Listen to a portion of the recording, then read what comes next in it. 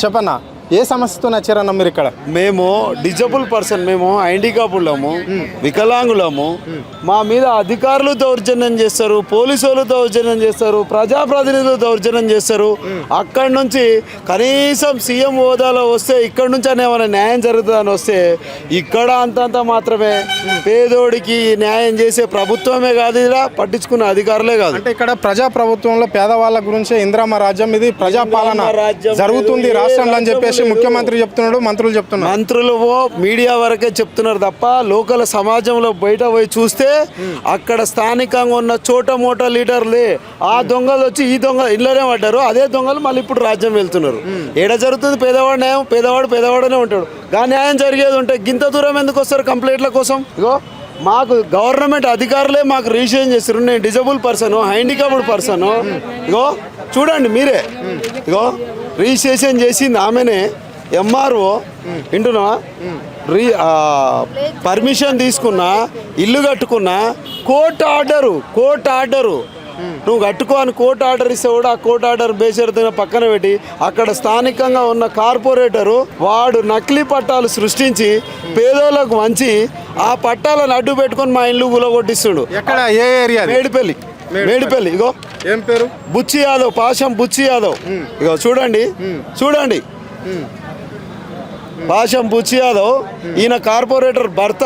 ఈయన వెనుక మాజీ ఎమ్మెల్యే ఉన్నాడు, ఇప్పుడున్న ఇన్ఛార్జీలు ఉన్నారు. ఆయన మీద కేసులు పెడితే పోలీసు వాళ్ళు మేడిపల్లి SHO ఇది అఫెన్స్ కాదు భయ్ అంటాడు. అంటే కుంటోడా అంటది అఫెన్స్ కాదా?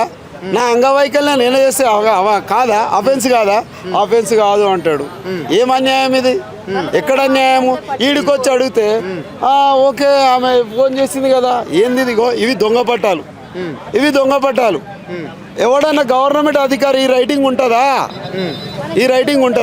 చూడండి, వాడంటాడు ఇగో మాకిచ్చింది ఒక ఎంఆర్ఓనే రిజిస్ట్రేషన్ చేసింది. చూడండి, ఇది రెవెన్యూ ఎవరు చేశారు? ఇది గవర్నమెంటే కదా చేసింది.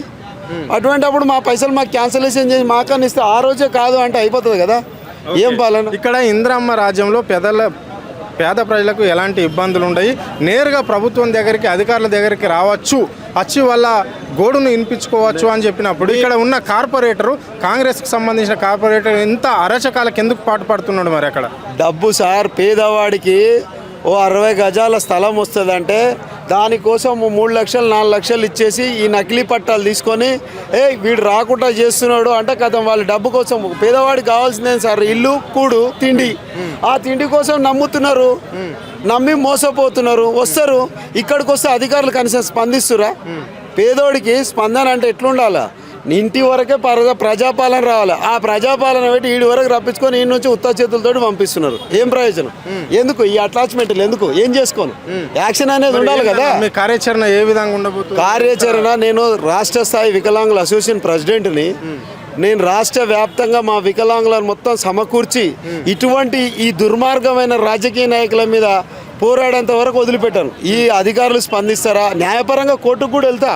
మా డిజబుల్ కోర్టు ఉంది, కోర్టుకు కూడా వెళ్తా. ఒక విలేజ్ స్థాయిలోనే ఇలా ఉంది అంటే రాష్ట్ర స్థాయిలో ఎట్లుంటుంది?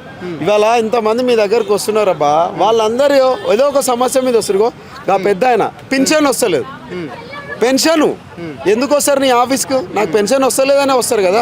నువ్వు పెన్షన్ ఇవ్వనప్పుడు ఎందుకు నువ్వు ప్రజావాణి పెట్టి ఏం ప్రయోజనం? ఎట్లుంది మరి ఇప్పుడు 18 నెలల పాలన ఎట్లా అనిపిస్తుంది? 18 పాలన పనికిరాని పాలన. పేదోడి పొట్ట కొట్టడానికే ఈ ప్రజావాణి, ప్రజాపాలన. అంతకు మించి ఏమీ లేదు. ఏ ఒక్క అధికారికి కూడా భయం లేదు. ఫస్ట్ ఆఫ్ ఆల్ భయం లేదు. ఏంటి మరి మీ వికలాంగులకు ఇస్తున్న పథకాలన్నీ వచ్చినట్లన్నా? ఏంటి పథకాలు రాలేదు. మా వికలాంగులకు ఎన్నో సర్టిఫికెట్లు ఉన్నాయి. పెన్షన్ రాని వాళ్ళు ఎంతో మంది ఉన్నారు. వితంతువులు గత 10 సంవత్సరాల సంది అప్లికేషన్లు పెట్టుకుని వాళ్ళకు కూడా పెన్షన్ రాలే. వీళ్ళు ప్రభుత్వం వచ్చినాక మాకు 6,000 పెన్షన్ ఇస్తున్నారు. 6,000 పెన్షన్ ఆఫీస్లో పోటీ పోతే ఒక మర్యాద లేకుండా అధికారులు బయట నిలబెట్టి మాట్లాడుతున్నారు. అంగవైకల్యం ఉన్న వాళ్ళం మేము, కనీసం మర్యాదను ఇవ్వాలా? మా ఇండ్ల మీదకి అటాకులు చేస్తే మాకు రక్షణగా ఉండవలసిన అధికారులే వాళ్ళకి తొత్తులుగా మాట్లాడితే మేమేం చేస్తాం? రాత్రిపూట అటాక్ చేయడం ఇంత అన్యాయంగా ఉంటుందా? ఓకే రైట్ చెప్పండి అమ్మా ఏంటి మరి మీ సమస్య ఏంటి? మా హస్బెండ్ సార్ అది. ఓకే మేము దానికోసమే ఇక్కడ కలవడానికి వచ్చినాం. మేడిపల్లి పిఎస్లో కంప్లైంట్ ఇచ్చినాం మా ఇల్లు కూలిందని. వాళ్ళు అక్కడ తీసుకోలేదు, ఎవరు తీసుకోవట్లేదని మేము ఇక్కడికి వచ్చినా ఇప్పుడు ఇక్కడ కూడా మాకు ఏం న్యాయం జరుగుతలేదు. మేము మా ఇల్లు కూలినందుకు మేము ఇంటికాడ ఉండి మేము ఏడ్చే హక్కు కూడా మాకు లేదా సార్? మేము మా ఇంటికాడ ఉండే హక్కు కూడా లేదా? మనుషులను కూడా చంపేస్తారా? ఇగో ఇప్పుడు ఆయనను నన్ను రాత్రి చంపడానికి వచ్చిర్రు. ఇగో హాస్పిటల్ నుండి ఇప్పుడే వస్తున్నా నేను ఇక్కడికి. ఇట్లనే ఉంటుందా సార్? న్యాయం ఎక్కడ ఉంది చెప్పండి? పేపర్లలో మెయిన్ హెడ్లైన్స్, ఒక కార్పొరేటర్ భర్త పట్టాలు నకిలీ పాశం బుచ్చి యాదవ్ పట్టాలు సృష్టించి పేదవాళ్ళకు వంచుతాడని పేపర్లో ఆర్టికల్ వచ్చినాయి. దాన్ని సుమోటో కేసు కింద పోలీస్ డిపార్ట్మెంట్ ఎందుకు చేయదు? ఒక రెవెన్యూ డిపార్ట్మెంట్ ఎందుకు చేయదు?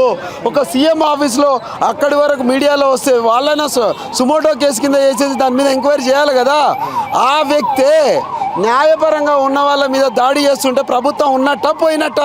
ఏం ప్రయోజనం? ప్రభుత్వాలు ఉంటే పేదోడికి పనికి రావాలా? పేదోడి పొట్ట మీద కొట్టేటట్టు ప్రభుత్వాలు ఉండకూడదు. అధికారులు పేదోడి పక్షాన మాట్లాడతలేరు, ఉన్నోడి పక్షాన మాట్లాడుతున్నారు. లీడరు 100 ఇస్తాడు, 500 ఇస్తాడు, 5,000 మందిని వేసుకొని వస్తాడు. పేదోడు 5,000 మందిని వేసుకొని వస్తాడా? ఎవరికి న్యాయం చేస్తావు? 500 మందికి న్యాయం చేస్తలేవు నువ్వు. పేదోడి పక్షాన లేదు ప్రభుత్వము. ఏదున్నా కానీ ఉన్నోడి పక్షాన్నే ప్రభుత్వం ఉంది. మీ దగ్గర ఎవిడెన్స్తో సహా ఇస్తున్నా. వాళ్ళ ఫ్యామిలీకి 6 ప్లాట్లు ఉంటాయి. వాళ్ళ ఫ్యామిలీకి మైనర్ అమ్మాయికి పట్టా ఉంది. మైనర్ అమ్మాయికి అది న్యాయం అంట. మైనర్ అమ్మాయికి పట్టా ఎట్లా వస్తుందండి?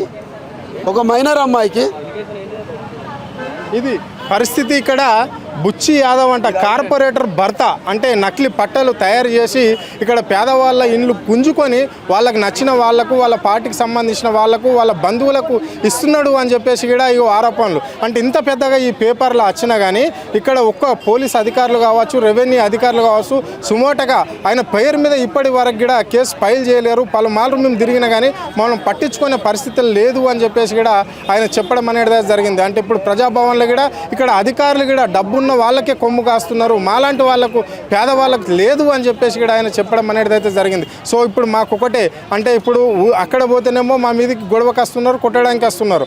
సో ఇక్కడ వస్తేనేమో అధికారులు పట్టించుకోరు, మేము చావాలా బతకాలా అని చెప్పేసి కూడా ఆ వికలాంగుడు బొర్రుమని ఆయన బాధ చెప్పడం అనేది అయితే జరుగుతుంది. అంటే ఇలాంటి వాళ్లకు ప్రభుత్వం అండగా ఉండాలి తప్ప కానీ వాళ్ళను కూని చేసే విధంగా అంటే అధికారులు అయినా కావచ్చు, లేకుంటే రాజకీయ నాయకులైనా కావచ్చు, ఇలాంటి పేదవాళ్ళు ఆయన వికలాంగుడు మానసికంగా కావచ్చు అంటే ఆయన అంతంత మాత్రం బతికే వంగవాక్యాలను కూడా మాట్లాడిండు. అది కూడా కేసు కాలేదు. అంటే ఒక వ్యక్తిని తిట్టే అధికారం ఎక్కడిది? ఇక్కడ ఎవరికన్నా ఉందా ఈ స్వేచ్ఛ? ఆయనను కించపరిచే విధంగా ఏ విధంగా మాట్లాడతారు అని చెప్పేసి కూడా ఆయన కేసు పెడితే కూడా పట్టించుకునే పాపాన ఉంది. ఈ రాష్ట్రంలో ప్రజా ప్రభుత్వం ఎక్కడిది? రాక్షస ప్రభుత్వం అని చెప్పేసి కూడా ఆయన చెప్పడం అనేది అయితే జరిగింది. కెమెరా పర్సన్ ప్రవీణ్తో అరుణ్, ఆద్య టీవీ, హైదరాబాద్.